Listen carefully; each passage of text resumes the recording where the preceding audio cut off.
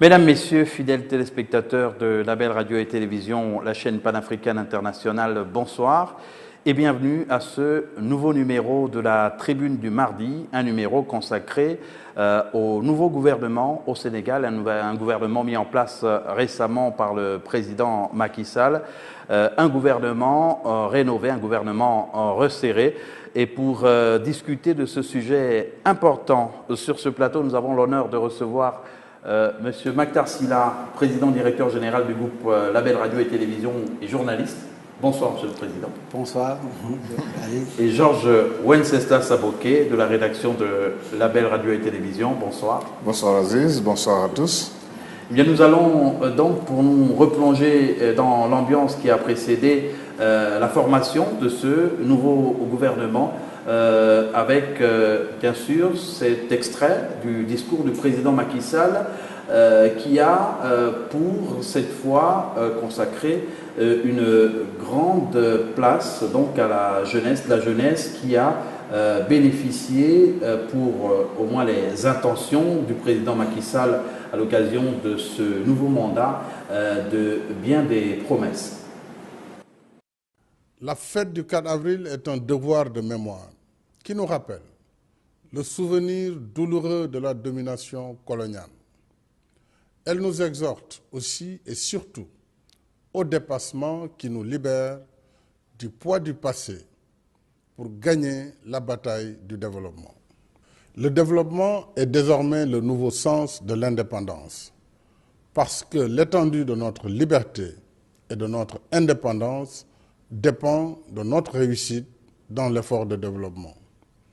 Le désir de liberté et d'indépendance, nous devons aussi le maintenir vivace dans le cœur et l'esprit de nos enfants, bâtisseurs du Sénégal de demain. C'est pourquoi, chers jeunes, le 4 avril est également votre fête. Elle doit exalter en chacun de vous l'amour de la patrie, l'endurance dans l'effort, le culte de l'excellence dans le travail et la conscience de vos responsabilités futures dans la conduite des affaires de la nation. Mais votre rendez-vous avec l'avenir commence dès aujourd'hui par la construction citoyenne au sein de la famille. Et le premier acte citoyen, la clé qui ouvre les portes de la réussite, c'est l'amour et le respect des parents. Les parents méritent affection et respect parce qu'ils sont les héros de tous les temps. C'est tout le sens de nos investissements dans l'éducation, la formation et l'emploi.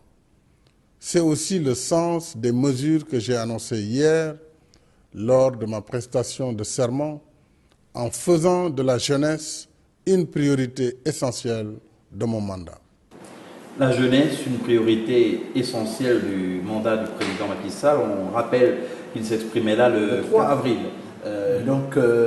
pour marquer la fête d'indépendance du Sénégal. Alors, M. Mactar Sylla, les jeunes vont-ils, de votre point de vue, donc saisir cet appel? Enfin, la première chose que je voudrais dire, c'est que dans cette déclaration, il y a une chose fondamentale, c'est la corrélation entre l'indépendance et le développement. Pas d'indépendance sans développement. Entendons développement économique, que certains, sur beaucoup de cieux aujourd'hui africains, appellent l'émergence. Et dans ce dispositif, il est clair que la jeunesse qui constitue aujourd'hui dans les pays africains entre 65 à 70% de jeunes de moins de 25 ans ont un rôle fondamental à jouer en termes de dynamisme, en termes de savoir-faire, en termes de maîtrise des nouvelles technologies aujourd'hui. Et je pense que cet appel vient à son heure. Et aussi, c'est un homme politique, un homme d'État qui parle, qui a su peser, sous-peser lors de sa campagne, pendant et après, aussi bien dans son camp que dans le camp de l'opposition, la place que cette jeunesse aujourd'hui occupe dans un pays comme le Sénégal. Donc, absolument, il faut leur offrir des perspectives autres que la traversée de la Méditerranée. Cela suppose que nous soyons véritablement à l'instar de nos cousins d'ici et d'ailleurs, que nous soyons partisans de cette doctrine qui consiste à dire, en toutes circonstances, Nous devons faire prévaloir les intérêts de notre nation, les intérêts économiques de notre pays, sur tout le reste. Parce que si on ne prend pas en charge cette jeunesse en termes de formation, si on ne la prend pas en charge en termes d'emploi et d'employabilité, ce qui veut dire qu'il faut une éducation qui soit conforme aux possibilités et aux opportunités qu'offre le pays. Ça ne sert à rien d'aller former des gens à foison dans des domaines qui n'ont rien à voir effectivement avec des priorités nationales. Si on ne le prend pas en charge, on sera dans des crises perpétuelles, des crises d'éducation, de citoyenneté, de comportement, et d'où également l'appel pressant qu'il fait déjà à la cellule familiale en termes de respect, etc. Je pense que c'est un discours qui était quand même très très fort. Il faut que tout le monde peut-être puisse l'approprier et que cela soit traduit de manière concrète par le nouveau gouvernement dans les actions, dans les priorités aujourd'hui, dans chaque secteur, et que ce message, que chaque membre du gouvernement aujourd'hui et chaque responsable dans la fonction publique, dans ceux qui ont aujourd'hui la charge d'administrer et de déployer les politiques publiques au Sénégal, en fassent véritablement un credo et un leitmotiv en le traduisant concrètement au quotidien et en prenant effectivement toutes ces valeurs comme point de repère et modus vivendi. Georges Aboké, la jeunesse a été peut-être séduite par le modèle de certains candidats à l'élection présidentielle. On a comme ça envie de penser à Ousmane Sonko. Alors, peut-être que le président Macky Sall a perçu chez les jeunes pendant cette campagne, dont c'est allusion M. Sylla, ce besoin de vivre mieux, d'être davantage pris en compte. Une chose est sûre, dans les pays africains, aujourd'hui la jeunesse occupe une place importante du point de vue du nombre déjà. Les jeunes sont les plus nombreux et le Sénégal n'échappe pas à cette règle-là. Les jeunes sont très nombreux, en tout cas ils occupent la place la plus importante dans le volume de la population. Et donc il n'y a pas le choix, c'est-à-dire il faut absolument s'occuper des jeunes en leur proposant déjà dès le départ tout ce qu'il faut pour leur éducation. Et il le fait si bien, mais en rappelant que la cellule familiale a son rôle également à jouer. Et donc, il n'est plus question de laisser l'école seule s'occuper de la jeunesse. Il faut que la famille tienne son rôle. Et puis, de cette façon-là, certainement que la jeunesse, si elle se sent vraiment prise en charge, pourra donner les résultats que l'on attend. Et donc, quand on regarde dans la composition du gouvernement, on voit qu'il y a des ministres qui sont chargés de l'éducation, de l'enseignement supérieur, de la formation professionnelle, et tout ça, c'est pour permettre justement à cette jeunesse-là d'être bien encadrée, bien orientée, et parce que c'est une jeunesse, si l'encadrement ne vient pas comme il faut, eh bien, ce que beaucoup de spécialistes prennent comme un atout risque de devenir une bombe dans les mains des dirigeants. Alors une jeunesse à qui nos correspondants à Dakar ont tendu leur micro, et on va avoir l'occasion tout à l'heure justement de revenir sur la composition de ce nouveau gouvernement et l'occasion de rappeler également que nous allons avoir en ligne de Dakar certaines personnalités, notamment le professeur Amsatousso Sidibé du parti Kharlenen, Moussatine de l'Alliance démocratique Pencho et le journaliste Pape Alé Niang. Avant donc d'en venir à la discussion pour disséquer ce nouveau gouvernement, nous proposons d'aller à l'université Cheikh Anta Diop de Dakar entendre le point de vue de certains étudiants sur la composition de ce nouveau gouvernement. Moi je crois que le nouveau gouvernement que nous a imposé le président M. Macky Sall, c'est un gouvernement qui est temporaire. Comme il vient d'être élu aux élections présidentielles, il est tenu bien entendu de présenter un nouveau gouvernement parce que l'ancien gouvernement doit être dissous. Et quand on voit le nouveau gouvernement, c'est purement politique. Il y a des postes qui, voilà, on peut dire que c'est un partage politique, quoi. Moi j'étais un fervent militant de l'APR, mais là je suis vraiment déçu du nouveau gouvernement de Macky Sall. Je pense qu'il y aura forcément des changements parce que bon, c'est un gouvernement qui est là avec beaucoup d'alliances. Donc il peut y avoir remaniement, donc cela dépend du président. La suppression du poste de Premier ministre, bien, je ne suis pas trop d'avis avec ça, mais bon, Et on comprend bien pourquoi il veut supprimer le poste de Premier ministre. C'est parce qu'au cours de son mandat, il voudra démissionner pour se représenter au 3e mandat. Et ça, on ne va pas l'accepter. Supprimer le poste de Premier ministre et créer un poste de vice-président, c'est pareil au même. On n'a fait que raccourcir la masse, mais c'est le même marteau qui frappe. Ce sont les mêmes attributs du PM qui seront attribués au vice-président. C'est la même chose. Je ne vois pas l'urgence de supprimer ce poste. Il y a des choses qui nous ont tellement surpris, surtout du côté de l'enseignement supérieur. Ouais, je ne pense pas que quelqu'un qui ne peut pas gérer une maison d'étudiants, il pourra gérer un village d'étudiants. Mais je préfère beaucoup l'ancien ministre. Les étudiants vont beaucoup m'excuser pour cela, mais c'est mon opinion. Je préfère le ministre Mary Teuw Niane. Parce que le professeur Mary Teuw Niane, il a fait beaucoup de travail. Vraiment, il a été ingénieux. Vous imaginez, il a créé ce qu'on appelle l'université virtuelle. Aujourd'hui, un étudiant peut être au fin fond du Sénégal suivre ses cours. Aujourd'hui, pour éviter les grèves universitaires, les grèves qui étaient récurrentes, il fallait laisser continuer ces travaux. L'important, c'est d'avoir les hommes compétents qu'il faut à la place qu'il faut.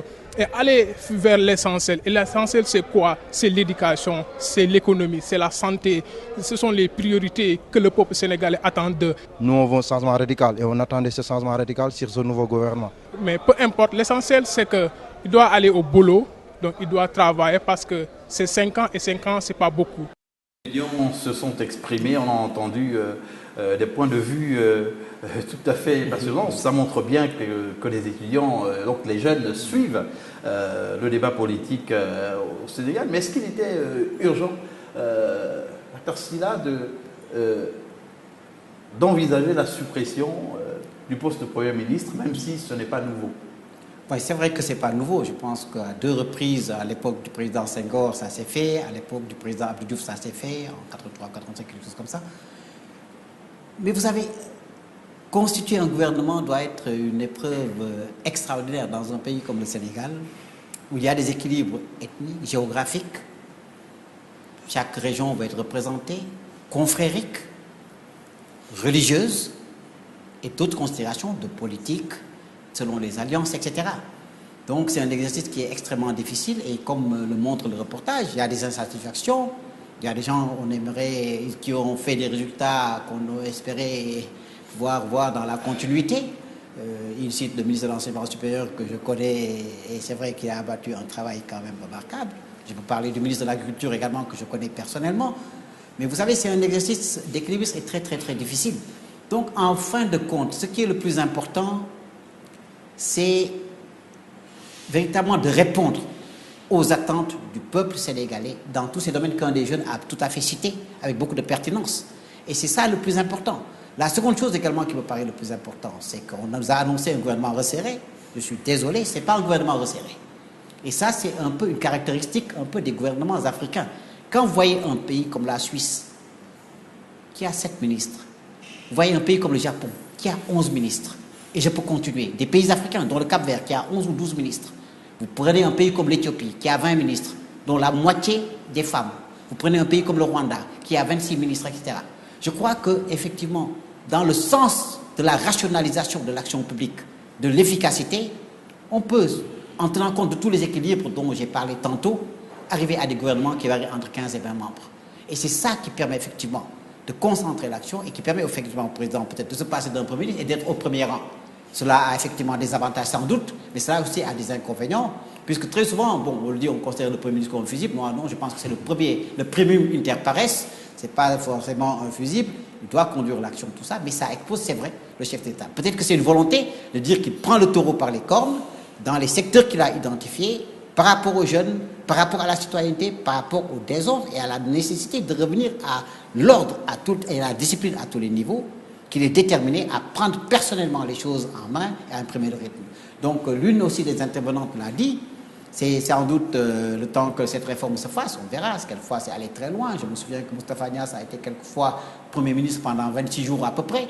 Donc c'est possible que dans ce laps de temps, qu'on ait un autre gouvernement qui puisse prendre ces choses-là. Mais vous savez, pour un chef d'État, ça doit être un exercice mais véritablement extrêmement difficile. Entre les ralliés de la dernière heure, ce que les gens appellent les transhumants qui ne s'y retrouvent pas, certains alliés dont on se débarrasse, etc. Donc, même si certains ne posent pas la condition en tant que telle, je pense que beaucoup d'Africains, beaucoup de Sénégalais aspirent dans des conditions comme ça à aller au gouvernement. Et on a vu dans cette période beaucoup de choses, des gens qui se sont activés, les lobbies, tous. Donc ça doit être véritablement un exercice qui explique aujourd'hui que ce gouvernement a été accouché un peu, j'allais dire, dans la difficulté, pour ne pas dire au forceps, comme certains l'ont dit, et que ce n'est que le 6 avril qu'il a été annoncé. Un gouvernement annoncé seulement le 6 avril, Georges Aboké, mais finalement c'est difficile de faire de la politique, puisqu'il y en a qui se plaignent, pour le cas du Sénégal, d'avoir mouillé le maillot, mais de n'avoir pas été récompensé au final. Dans tous les cas, une chose est claire, il va être difficile dans ce genre de situation de contenter tout le monde. Quand on regarde la base de la formation de ce gouvernement, le premier élément qu'on prend en compte, c'est la région. Le Sénégal a, je crois, 14 régions. Donc, le président Macky Sall a tout fait pour que chaque région, au moins, ait un ministre, pour qu'il ait une emprise régionale. Bon, à côté de ça, quand on regarde le genre, on est passé de 20 à 25%. Moi, je pense que le pas n'est pas franc et on pouvait aller à carrément 50% et le Sénégal se serait porté très bien et on dirait que le président Macky Sall s'est engagé résolument à faire du genre quelque chose de très important. Donc là, on attend encore que des pas soient faits. Et puis, quand on regarde la composition du gouvernement, quand on regarde le libellé des postes, il y a des choses qui se recoupent, il y a des situations qui se recoupent. On a le ministre, bon, tout à l'heure je parlais de l'éducation, on a le ministre de l'Éducation nationale, le ministre de l'Enseignement supérieur, le ministre de la formation professionnelle, etc. Bon, certainement pour dire que c'est un élément, c'est une préoccupation importante, mais quand on regarde encore, on regarde au niveau il y a un ministère chargé de tout ce qui s'occupe de développement communautaire et des trucs de territorialité voilà, peut être et puis intégré. on parle de désenclavement, d'aménagement, et tout ça, ça fait un peu trop éclater, et je pense qu'il y avait possibilité, bon, de notre position, il y avait possibilité de resserrer un peu les choses pour qu'il y ait peut-être une équipe beaucoup plus, j'allais dire, soudée, parce que là, il y a une sorte d'éparpillement. On a le ministre du Tourisme et des Transports aériens, et puis de l'autre côté, on a le ministre des Transports, comment on va dire ça? Il y a par exemple la communication et les télécoms, l'économie numérique séparée. Un éclatement alors qu'on aurait pu tout mettre ensemble. Resserrer davantage. Et je pense que, mais ça s'explique aussi, il vient d'être réélu, il a besoin de contenter les uns et les autres, et puis surtout quand on part sur cette base géopolitique, on essaie de contenter les uns et les autres. Maintenant, il faut attendre le gouvernement qui va venir après celui-ci, certainement qui va être beaucoup plus resserré.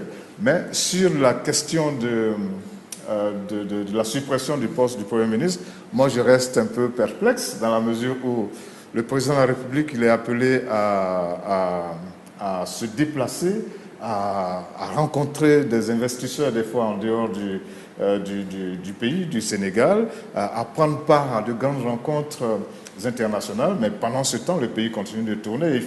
Il faut continuer de faire tourner justement les activités, et ça c'est le rôle du Premier ministre qui est beaucoup plus fixe et qui se bat justement pour faire avancer les choses, même quand le président est en mission. Et le président qui a justifié cette décision par la recherche de plus d'efficacité. Enfin, c'est ce que je disais, qu'il peut-être qu'il veut se mettre en première ligne. Bon, on verra. Moi, je pense qu'il faudra aussi regarder, vraiment voir le maçon à l'œuvre, voir comment les choses vont se poser concrètement, comment tout ça va évoluer, quels seront le rôle des uns et des autres, etc. Y compris même jusqu'au problème le principe de la déclaration de politique générale qui, du coup, saute, donc devant l'Assemblée nationale, etc. Ouais. Donc, je pense qu'il faut, c'est vrai, regarder. Il y a les images des entrants au gouvernement et justement des poids lourds qui sont restés, mais il y a aussi des poids lourds qui sont partis. Oui, absolument. Je pense qu'au total, il y a près de 22 départs. On en a cité tantôt quelques-uns. Bon, c'est un exercice un peu difficile. L'autre chose aussi qu'il faut dire, c'est que quand on accepte d'entrer dans des fonctions et des responsables publics, Georges en sait quelque chose, j'en sais quelque chose, il faut, dès le premier jour où vous rentrez, préparez-vous à partir. Parce que ce ne sont pas, j'allais dire, des postes héréditaires où vous allez rester toute votre vie. Vous êtes là pour une mission sur une durée déterminée. Et sur une durée déterminée, on peut vous déplacer d'un poste à un autre, comme on peut vous déplacer et vous mettre au placard, peu importe. Donc il faut s'y préparer psychologiquement et se dire que le fait de pouvoir servir son pays et d'être parmi les choisis est déjà un grand privilège et un grand honneur. Parce que si c'était des concours, peut-être qu'aucun de ceux qui sont aujourd'hui en poste ne serait là où il est, en commençant par nous-mêmes. Donc voilà, je pense qu'il faut le prendre avec beaucoup de philosophie et puis voilà.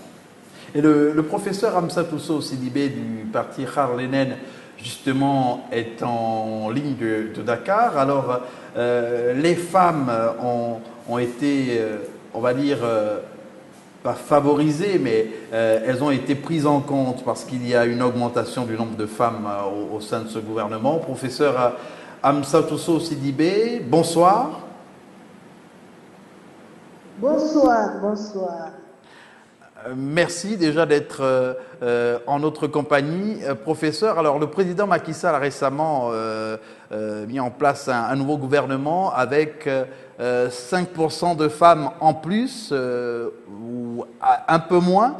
Peut-être est-ce que c'est une preuve que le chef de l'État fait un effort pour arriver à la parité? Aujourd'hui, il y a 32 ministres qui ont été nommés et 3 secrétaires d'État. Ça fait quand même 35. Alors, si on réfléchit sur le taux de femmes présentes dans le gouvernement, je ne pense pas que ça soit 25. Parce que quand même, il faut prendre des secrétaires d'État. 22,85%. Donc c'est plus 1% et nous nous félicitons pour ça, mais ce n'est pas 25%. Donc on est loin de la parité. Les femmes ne représentent pas le quart du gouvernement. Elles représentent moins du quart, 22,85%. C'est la première observation que je voudrais faire à ce propos. Ensuite, sur le plan protocolaire, la première femme nommée ministre arrive au 8e plan. Donc, 7 ministres hommes ont été cités avant qu'une femme ne soit citée. Donc, sur le plan protocolaire, la première est à la 8e place. Et j'ai remarqué donc que les femmes n'occupent pas de postes dans les ministères de souveraineté, les ministères les plus importants. À partir de la 8e place, elles occupent des postes, mais pas de grands postes de ministres. Évidemment, ce que nous aurions souhaité, c'est qu'on se rapproche au moins de la parité. Parce qu'il est, à notre avis, important que nous essayions d'intégrer, d'instaurer la culture de la gouvernance en passant par la culture de l'égalité. Parce que la culture de la gouvernance, en passant par la culture de l'égalité, ça permet une meilleure participation des femmes. Or, cette participation des femmes au plus haut niveau, c'est une question fondamentale de développement. Je ne parle même pas des droits humains, mais je parle du développement. Je parle de la paix. Je parle de la démocratie. Donc, je souhaite vivement que nous essayions encore une fois d'intégrer cette culture de la gouvernance qui passe par la culture de l'égalité pour le bonheur des familles, pour le bonheur de la société. Professeur Amsatou Sidibé qui reste en repérage parce qu'on aura l'occasion de la reprendre. Alors, une réaction. Oui, voilà. Moi, je voudrais tout à fait souscrire à ce qu'elle dit. Et si on y ajoute aujourd'hui qu'il y a un autre ministre qui a été nommé comme chef de cabinet du président de la République, on est beaucoup plus proche de 20% que d'autres choses. Mais au-delà des pourcentages, comme elle le dit, on ne peut pas, dans notre vie quotidienne, voir la place que les femmes occupent. Chacun d'entre nous, on le sait, les hommes qui nous regardent, tout le monde, la place que les femmes occupent dans la vie, en termes de responsabilité, de savoir-faire, d'âme, de pivot de la cellule familiale de la société, et en être encore réduit à les ramener un peu à ce rôle secondaire. Des pays que j'ai cités en ont donné l'exemple, le Rwanda, l'Éthiopie. Ce qui est possible là-bas est possible partout en Afrique, en commençant par un pays comme le Sénégal, où déjà au niveau du Parlement, il y a 44% de femmes qui n'ont pas démérité. Donc je pense qu'au-delà j'allais dire, d'une approche quotataire en tant que telle, c'est tout simplement, comme elle a dit, des questions de justice, de principe, d'égalité de chance. Et il faut absolument que ces choses puissent être inversées. Faut-il aller jusqu'à l'inscrire dans la Constitution en tant que telle et en faire un principe de droit? Et les juristes, elle pourra nous élaborer. Mais je pense tout à fait simplement et tout à fait humainement, vu la place que les femmes ont et le rôle qu'elles ont dans nos vies quotidiennes, dans nos nations, dans nos sociétés, elles méritent beaucoup mieux. Les femmes méritent beaucoup mieux, Georges Aboké. Il faudrait peut-être arriver au 50-50. Moi, je suis complètement pour et je me pose des questions. Je me demande qu'est-ce qui empêche qu'on aille à 50? Qu'est-ce qui bloque? Moi, je regarde et je ne vois pas ce qui bloque. Il n'y a pas longtemps... Parce que ce ne sont pas les pesanteurs culturelles. La semaine dernière, le président Alassane Ouattara a nommé les sénateurs qui manquaient. Sur 33, il n'y en avait que 11. Sur 33 sénateurs qui ont été nommés, il n'y avait que 11 femmes. C'est toujours le même problème. Qu'est-ce qui empêche qu'on y aille résolument? Moi, la question est posée et j'attends bien des réponses de la part de nos différents dirigeants parce que je ne vois pas ce qui bloque. On peut y aller, vraiment résolument. À Dakar, à Pape Palignan, qui est journaliste, spécialiste des questions politiques. Pape Palignan, bonsoir. Le gouvernement du président Macky Sall représente une équipe politique ou de technocrates? Bon, je pense que, vu l'expérience, ce n'est pas la première fois dans l'histoire politique du Sénégal. Abdou Diouf a eu à le faire, à un certain moment, en supprimant le poste de Premier ministre au temps de l'ajustement structurel. Habib Thiam était le Premier ministre, il a voulu avoir les coups des franches. Je crois que le mandat du président de la République, qui est de 5 ans, pour cette fois-ci, je crois personnellement, le président Macky Sall veut mouiller le maillot en prenant les choses en main. Parce que quand on regarde, même dans l'architecture du gouvernement, quand on regarde le ministre de l'économie et des finances a été scindé en 2 parties pour trouver plus d'efficience selon certaines explications. D'autres parlent de règlement de compte politique entre lui et son ministre de l'économie et des finances. Mais toujours est-il que je crois que la suppression du poste de Premier ministre ne va pas rendre le président de la République plus disposé. D'autant plus que le Premier ministre a été renforcé. Il va occuper le poste de ministre d'État, secrétaire général de la présidence. Donc le même Premier ministre va se retrouver là-bas et qu'il va lui servir de paravent et que concrètement, il va aller, lui, prendre en charge ces grands projets dans le volet 2 du PSE. Mais il faut toujours faire remarquer une chose, que le président Macky Sall, dans son choix et dans son discours, il a dit que lui-même, il veut prendre en charge les questions qui l'intéressent le plus et qu'il a évoqué lors de son discours d'investiture. Mais la crainte formulée aussi par certains acteurs politiques, c'est de voir un présidentialisme très fort dans notre pays, où le président de la République est partout présent, et parce que quand on enlève le poste de Premier ministre, véritablement, on se pose la question à quoi va servir réellement l'Assemblée nationale, parce que le Premier ministre était tenu constamment d'aller à l'Assemblée nationale pour répondre aux questions d'actualité. Maintenant, si on enlève le poste de Premier ministre, qu'est-ce qu'il va faire? Maintenant, tout cela, c'est dans un projet de loi qu'il va essayer de soumettre à l'Assemblée nationale. On verra que renforce véritablement ce projet de loi. Le président Macky Sall a fait le choix de s'exposer. Est-ce qu'il aura finalement pas la capacité, mais est-ce qu'il sera possible pour lui de se déployer partout et d'être au front à chaque fois? Non, certainement pas. Il a un gouvernement, il a des ministres. Chacun jouera son rôle dans son département ministériel et de manière cohérente à travers les conseils interministériels, etc. Donc moi, je crois qu'il faudrait que dès le départ, il fasse passer des signaux.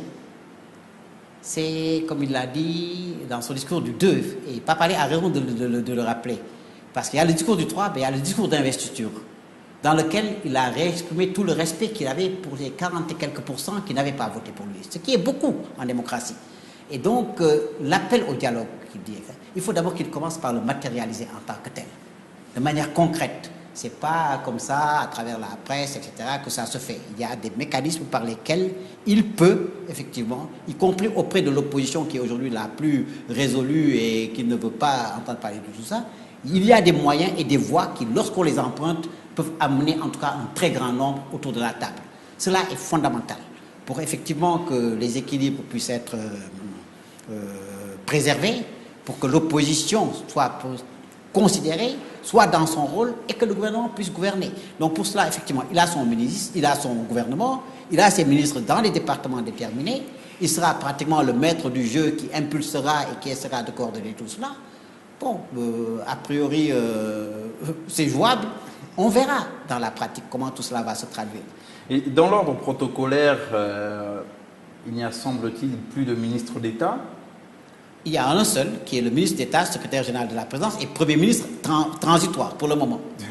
Donc c'est le seul ministre d'État est le Premier ministre qui devrait bientôt disparaître. En tout cas, moi, la crainte que j'ai, c'est qu'on arrive à une centralisation de tout, c'est-à-dire que tout doit remonter à lui et que ce soit lui qui prenne les décisions. Alors, donc, là, il y a une crainte. Vous savez, de manière générale, quelquefois souvent on dit dans les chefs d'État, non, ils sont au courant de rien, ils ont de mauvais collaborateurs, on leur a pas dit, etc. Moi, je dis, bravo, on monte au front, on veut montrer plus d'efficacité, on veut montrer que nous sommes responsables, c'est lui le responsable, c'est moi qui suis élu, c'est moi qui ferai les résultats, c'est moi qui ai promis telle ou telle autre chose que je vais mettre en place. Eh bien, allons-y. Mais il a besoin de s'appuyer, selon moi, sur un Premier ministre qui est le chef d'orchestre. Ça peut ne pas être un Premier ministre, ça peut être autre chose. Il y a des pays qui n'ont pas de Premier ministre. Oui. Il y en a. Donc ça fonctionne.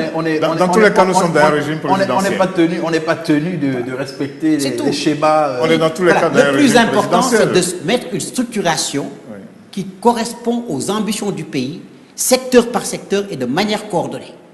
En disant, voilà ce que nous voulons faire, voilà les piliers sur lesquels nous voulons bâtir, dans le cas d'espèce du Sénégal émergent.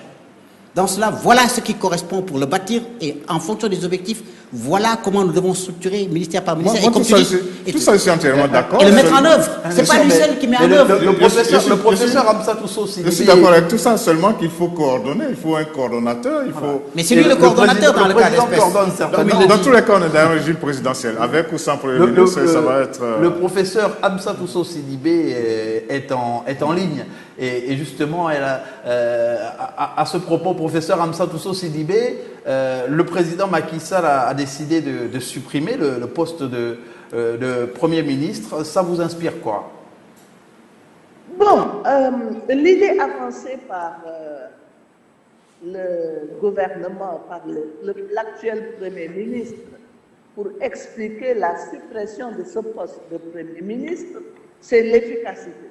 C'est l'idée qui est maintenant, wait and see. Nous allons patienter, observer et voir si, une fois le poste de Premier ministre supprimé, si on atteindra cette efficacité. Alors, l'efficacité... Si cette efficacité recherchée, eh bien, sera effective ou pas. Alors moi, la question que je me pose est la suivante. Est-ce que le président sera en mesure d'embrasser, parce qu'on dit qui trop embrasse mal étreint. est-ce qu'il sera en mesure d'embrasser ce volume de travail? Voilà. Est-ce que le président sera à mesure d'embrasser ce volume de travail? En tout cas, on est au pays dit de l'organisation et de la méthode. Et il a intérêt, en tout cas, à pouvoir embrasser ce volume de travail parce que les Sénégalais, y compris ceux qui ont voté pour lui et ceux qui ont voté contre lui, sont dans l'expectative et attendent que des solutions soient apportées à l'ensemble des problèmes qui se posent à leurs aspirations. Donc, il a intérêt à le faire, à s'organiser en conséquence. Alors justement, moi je ne voudrais pas que le débat sur la suppression ou non du poste de Premier ministre vienne cacher quand même une réalité. La réalité aujourd'hui, c'est que le Sénégal est présenté comme un pays qui a une forte croissance, mais les populations attendent que cette croissance ait des effets dans leur fonctionnement quotidien. Et donc, quand on regarde la composition du gouvernement, on sent que le président Macky Sall a pris cela en compte. Quand on voit, par exemple, ministre du Développement communautaire, de l'équité sociale et territoriale, bon, cela veut dire que c'est pris en compte. Mais ça reste une équation dans la mesure où le PIB, quand on regarde comment le PIB dans un pays est calculé, il prend en compte les réalités locales, mais aussi l'apport de l'extérieur. Alors, beaucoup de personnes se plaignent de la trop grande présence extérieure dans l'économie sénégalaise en ce moment. Alors, comment faire en sorte que quand cette présence étrangère, quand on la retire du PIB, comment faire en sorte qu'il y ait effectivement une richesse à partir de ce qui reste? Et je crois que c'est ça qui est la véritable équation. Et ça va être le grand problème à régler pendant ce mandat. Oui, absolument, sur cette question-là. Je pense que moi, je suis un des partisans, un des adeptes et un des gens qui font un peu le plaidoyer très fort pour cela. Il faut que le secteur privé national ait toute sa place aujourd'hui dans le dispositif global. L'indépendance dont il a parlé dans son discours ne peut pas se faire sans ces acteurs nationaux, ces champions nationaux. Et il en existe au Sénégal. Il faut les consolider, il faut les renforcer, il faut leur faire confiance et permettre effectivement que ces capitaines d'industrie, ces entrepreneurs puissent engranger aujourd'hui de la plus-value et que cela puisse effectivement être réinvesti dans le pays. Donc c'est quelque chose de fondamental et de capital. Pour moi, le dialogue pour la paix sociale, le pays... Mais là encore, il y a un problème. Le dialogue avec l'opposition. Le dialogue pour quelle raison? La question économique, non, c'est un ensemble. Si vous n'avez pas le dialogue, si vous n'avez pas la paix, tout ce que vous dites là, ça reste des chimères.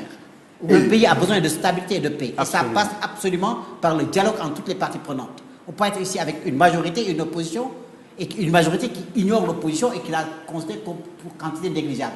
Non, le problème, c'est que... C'est important. C'est qu'il n'a pas encore annoncé les raisons fondamentales de ce dialogue. C'est vrai qu'il y a une opposition, il y a un pouvoir... Il y a une cartographie des résultats de la dernière présidentielle qui sont seulement des indicateurs, non, pour permettre au président de la République de savoir, enfin de jauger le poids de ceux qui ont été contre lui. Absolument, mais il ne s'agit même pas de tout seul. Il y a les partis politiques, il y a les acteurs économiques, il y a des leaders d'opinion. Dans ton dialogue, c'est tous ces gens qui doivent se retrouver. Mais l'initiative première doit venir du président de la République de manière concrète. Les discours, d'accord, il l'a dit dans le discours, mais de manière concrète, comment il le traduit? Comment on appelle au dialogue les uns et les autres? Avoir un peu cette démarche vraiment de main tendue, mais qui se concrétise par des actions claires et nettes, avec un calendrier, avec des facilitateurs s'il le faut. Et voilà, et qu'on s'entende sur des choses essentielles, qu'il y ait un véritable statut de l'opposition, que l'opposition également, voilà, joue son rôle en toute responsabilité, sont des choses incontournables. Parce que si on est dans un environnement qui est un peu envenimé, empoisonné, etc., les investisseurs ne viendront pas, il n'y aura pas d'emploi, la violence est au bout de chacune des rues, etc. Et c'est pas ça le développement et c'est pas ça l'indépendance. Il faut dialoguer pour garantir la stabilité du pays. Alors nous avons en repérage Moussa Tine de l'Alliance démocratique Pencho, qui a été annoncé tout à l'heure, qui est cette fois en ligne. Moussa Tine, bonsoir. Bonsoir. Merci déjà d'avoir répondu à notre invitation. Alors, que pensez-vous de ceux qui soutiennent que la décision du président Macky Sall de resserrer le gouvernement lui a été imposée par les bailleurs de fonds internationaux? Écoutez, c'est d'abord moi qui vous remercie. Et c'est aussi tout un plaisir d'écouter M. Makhtar Sylla, qui a laissé ses empreintes ici au Sénégal, d'abord en tant que journaliste, en tant que directeur d'organes de presse, mais aussi en tant qu'analyste politique. C'est aussi un plaisir de l'écouter et d'entendre ses analyses. C'est possible, je ne sais pas, on n'en est pas encore arrivé à ce niveau-là. Malheureusement, nous n'avons pas toutes les informations qui sont derrière justement les initiatives qui sont prises par le président de la République, on ne sait pas. La seule chose qu'on sait, et qui est certaine, c'est qu'il avait annoncé qu'on allait aller vers un dialogue politique. Il avait lancé l'idée, et du coup, on l'a vu effectivement prendre des initiatives, mettre en place un gouvernement, annoncer un certain nombre de réformes, dont la suppression du poste de Premier ministre. Et je pense d'ailleurs que les réformes ne s'arrêteront pas à ce niveau-là. Je pense qu'on va avoir une deuxième vague de réformes qui vont surtout toucher les mécanismes de collaboration, les moyens d'action réciproques entre l'exécutif et le législatif. De mon point de vue, le président de la République essaie de régler une sorte de dilemme politique. C'est-à-dire qu'en fait, ce qu'on est en train de faire, ça n'obéit pas à une logique technique. On ne cherche pas à faire un aménagement institutionnel pour régler des problèmes politiques, techniques, mais on a une motivation politique derrière. C'est-à-dire que nous avons décalé l'élection présidentielle de 2 ans, de sorte qu'aujourd'hui, nous n'avons plus une coïncidence entre le mandat présidentiel et le mandat législatif. L'élection présidentielle s'est tenue alors que les députés ont déjà fait 2 ans de mandat. Aujourd'hui, il est sorti d'élection présidentielle. S'il dissolvait aujourd'hui l'Assemblée nationale, il y aurait une entrée massive de l'opposition au niveau du Parlement. Il aurait une majorité plus étriquée, parce que simplement, si vous regardez la géographie des résultats de l'élection présidentielle, vous vous rendez compte que si on allait aujourd'hui à des élections législatives, l'opposition pourrait gagner jusqu'à 15 départements, avec les départements les plus représentatifs, comme Dakar, Pikine et le département de Mbacké. Ce qui aurait comme résultat une entrée en force de l'opposition au niveau du Parlement et peut-être même une majorité de blocage de l'opposition. Ce qui fait que le président de la République ne peut pas aujourd'hui se permettre de dissoudre l'Assemblée nationale. Alors, qu'est-ce qui reste? Il reste maintenant que de laisser en fait les députés continuer leur mandat. Mais dans ce cas-là, on va avoir les élections législatives en 2017, c'est-à-dire à 2 ans de la fin du mandat du président de la République. Si vous ajoutez à cela que nous sommes dans le dernier mandat du président de la République normalement, et entre guillemets, et un dernier mandat ayant ses caractéristiques politiques, il faut d'ailleurs noter que c'est la première fois au Sénégal depuis 1960 qu'un président exerce formellement un dernier mandat. Ça ne s'est jamais fait. Or, le propre d'un dernier mandat, c'est qu'en fait, vous n'avez plus la même fidélité ni de la magistrature, ni des fonctionnaires, parce que chacun se dit que vous finissez, vous ne serez plus là à l'élection présidentielle, et on va plutôt chercher à être amis à ceux qui pourraient venir après vous. Donc, les gens ne pourront plus exécuter les ordres que vous donnez tels que vous les donnez en tous les cas. Donc, le président de la République a un problème, c'est-à-dire que s'il ne fait pas attention, c'est-à-dire qu'il peut être dans une situation de cohabitation durant ces 2 dernières années de mandat, c'est-à-dire entre 2022 et 2024.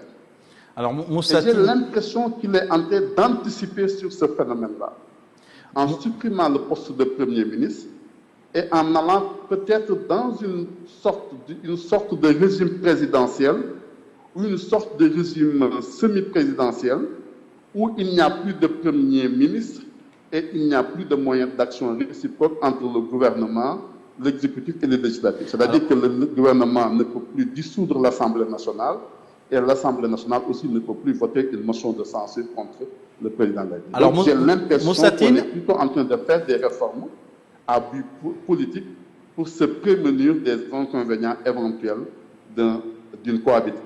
Alors Moussatine, pardon de 2022 et 2024. Moussatine, pardon de vous interrompre. Le temps qui nous est imparti tire à sa fin, mais juste un mot sur le nombre de femmes au gouvernement aujourd'hui, puisque le président a fait un effort supplémentaire, dirait-on. Oui, en valeur relative, mais en valeur absolue, non, on est encore à 8 femmes. On avait 8 femmes dans le dernier gouvernement. On avait aussi annoncé plus de jeunes, il n'y en a pas eu plus que ce qui était là.